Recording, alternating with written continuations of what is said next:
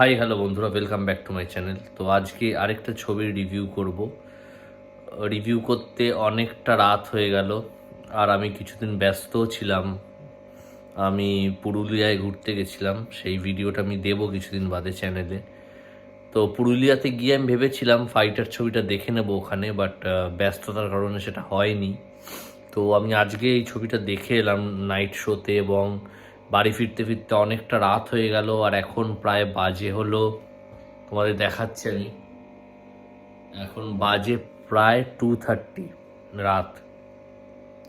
তো এই ভিডিওটা করে আমি শুতে যাব। তো যাই হোক, আজকে ফাইটার ছবিটা দেখলাম এবং এই ছবিটার আমি আজকে ডিটেলসে রিভিউ করব।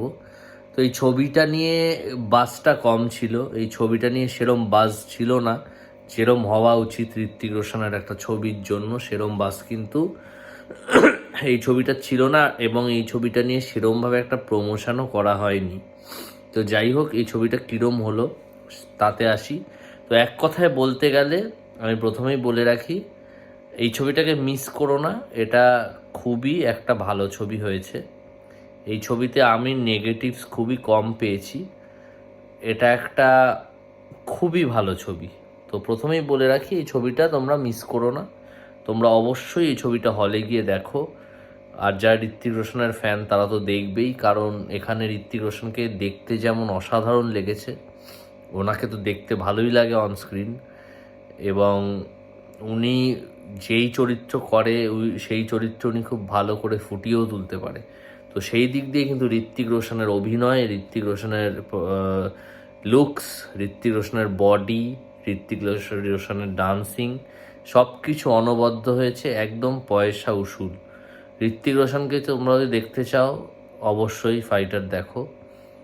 এবার দীপিকা পাডুকোন খুব ভালো পারফর্ম করেছে, এবং দীপিকা পাডুকোনের কিন্তু অনেকটা স্ক্রিন স্পেস আছে, এবং দীপিকা পাডুকোনকে কিন্তু খুব সুন্দরভাবে ব্যবহার করা হয়েছে, শুধু আই ক্যান্ডি হিসাবে ব্যবহার করা হয়নি, ওনাকে একটা সুন্দর চরিত্র দেওয়া হয়েছে এবং অনেক অভিনয়ের স্কোপ দেওয়া হয়েছে দীপিকাকে। খুব ভালো কাজ করেছে দীপিকা। ঋত্বিক রোশন অনবদ্য। অনিল কাপুরকে খুব ভাল লেগেছে, যদিও কয়েকটা সিনে অনিল কাপুরের এক্সপ্রেশন একটু একরকম লেগেছে, কিন্তু অল টোটাল অনিল কাপুর ভালো করেছে।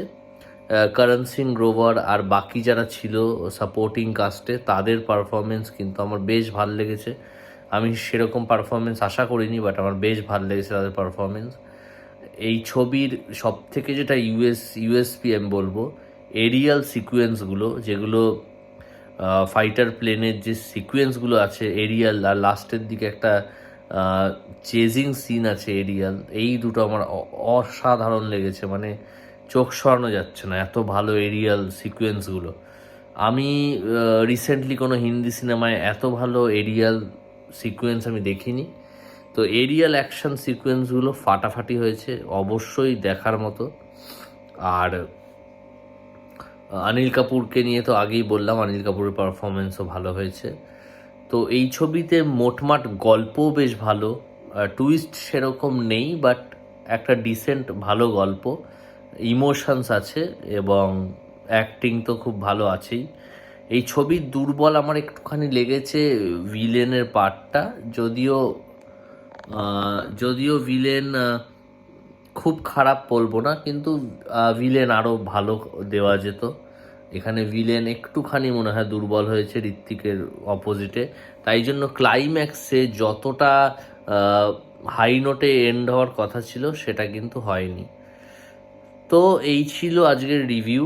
মোটমাট ভালো মুভি, অবশ্যই বোর হবে না, খুব সুন্দর মুভি, এবং গানগুলো খুব ভালো। যে গানটা ডিজাইন করেছে বন্দে মাতারাম, দারুণ গানটা, বিজিএমটাও ভালো।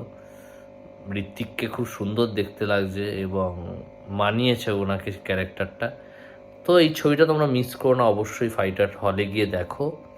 খুব ভালো একটা সিনেমা, মানে এইটুকু বলতে পারি পাঠানের থেকে অনেক ভালো সিনেমা, অনেক অনেক ভালো পাঠানের থেকে।